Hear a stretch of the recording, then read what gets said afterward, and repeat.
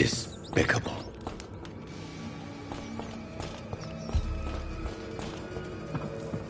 Let me go, you bastard! This is now my domain, young Ekon!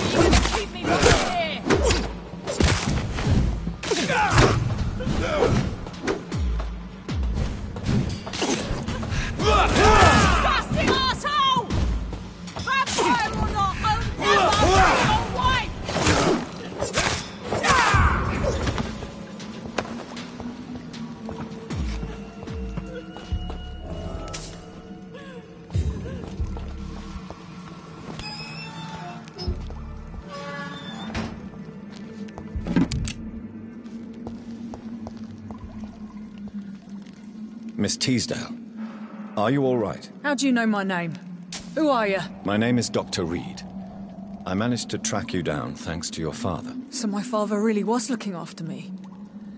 This man, this vampire told me my father was dead. Is it true? I'm afraid so, miss. I'm so sorry for your loss. But you are free to go, as your abductor is no more. I suppose my jailer also killed my father, didn't he? Thankfully, he did not search your father's corpse, where I found his notes describing where he might find you. You should read them. I must find my father's body. He deserves a proper burial.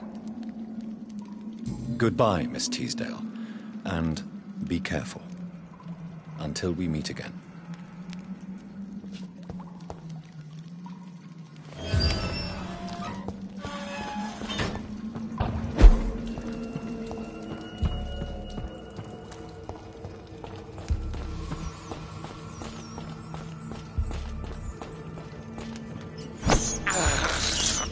I can't believe I'm doing this. This is despicable.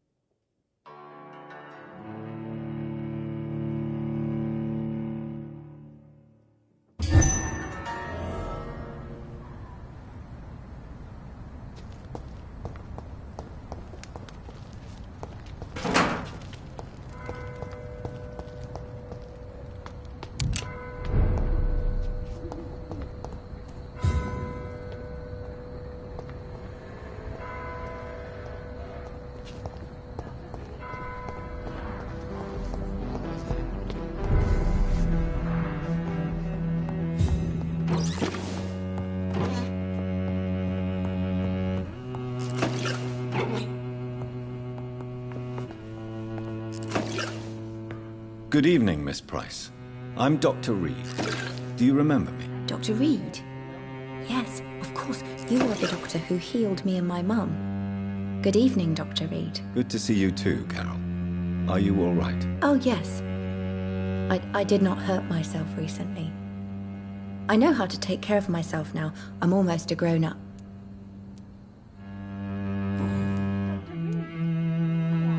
Why are you awake at night, Carol? I am helping my mother in her shop.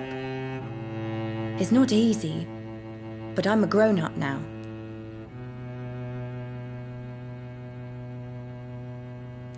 I'm sure your mother is grateful for your help. I do the best I can. But I'm so clumsy sometimes. I drop things. I injure myself. It's a good thing my mother has the patience of an angel. Why is work not easy? Is something or someone bothering you? Oh no, most people are gentle with me. But I'm so nervous sometimes. I pay no attention and hurt myself. Good thing my mum learned first aid. What can you tell me of the people living nearby? I don't speak to many people, except our customers.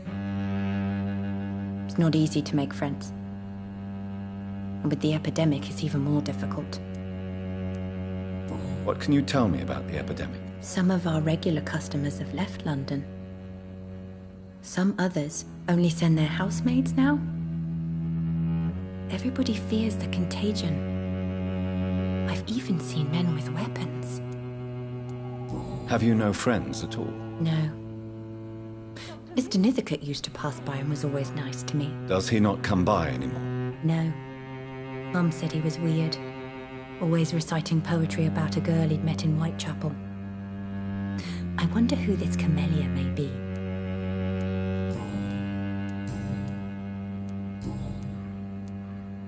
Do you enjoy working with your mother? Oh yes, Doctor. My mother raised me alone after my father died.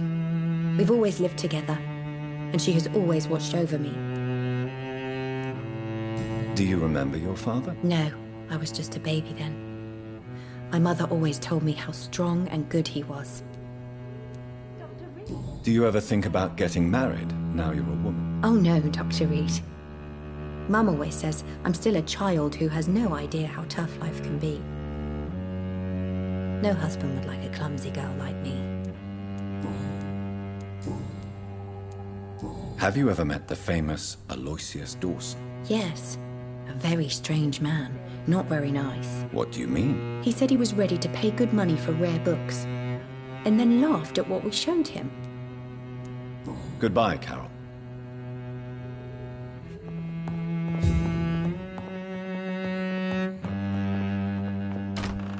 Good evening, Miss Price. How are you tonight? Dr. Reed, I didn't know you had returned from the war. I had a new doctor when you left, but he's not as kind as you. Always glad to see a former patient in good condition. It's been a long time. Too long indeed. And as a token of my appreciation, I'll grant you the best price if you fancy buying anything from my humble shop.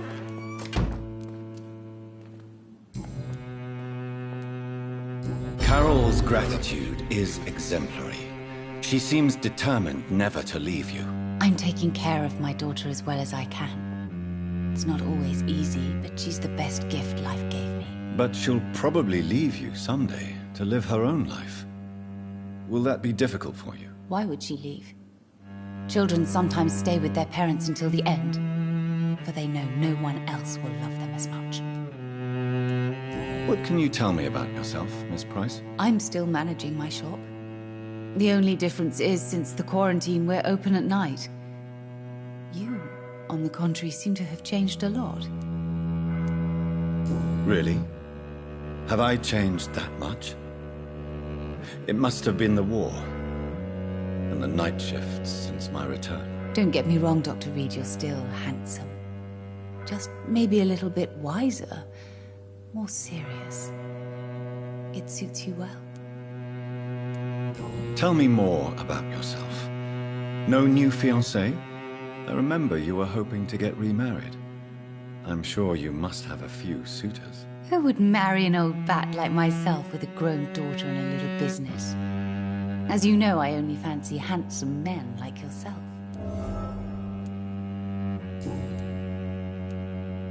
Have you noticed anything in particular in this part of town recently? Other than you coming back to cheer me up? Nothing at all, Dr. Reed. Does your daughter still worry you, Miss Price? I remember you were often concerned about her health when she was younger. Have you not seen Carol since you returned? She's almost a young woman now. But she'll always remain my sweet little baby. So you're less afraid? Some things never change. Carol is still too clumsy for her own good. Sometimes her innocence puts her in real danger. Why would her innocence put her in danger? She does not realize how cruel life can be. Maybe I was a bad mother to protect her too much. My poor dear Carol. You have every reason to be cautious, Miss Price. Especially in these difficult times. Maybe you could talk with her, Dr. Reed. It would be nice to have a man here more often. We would both feel safer.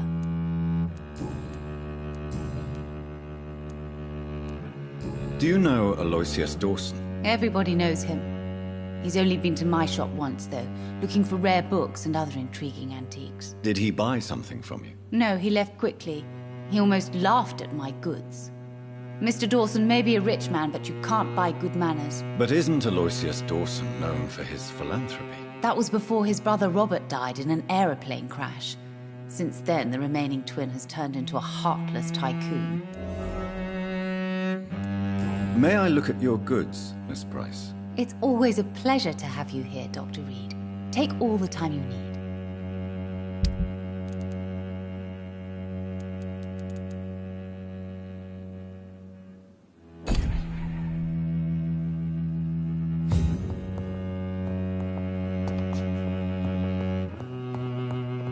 I hope you can stay a little longer this time.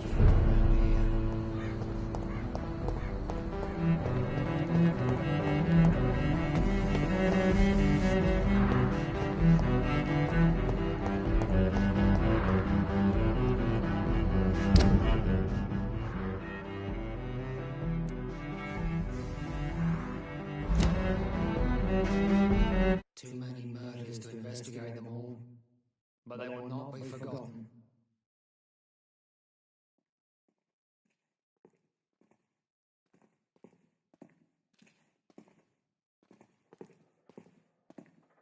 Good evening, sir.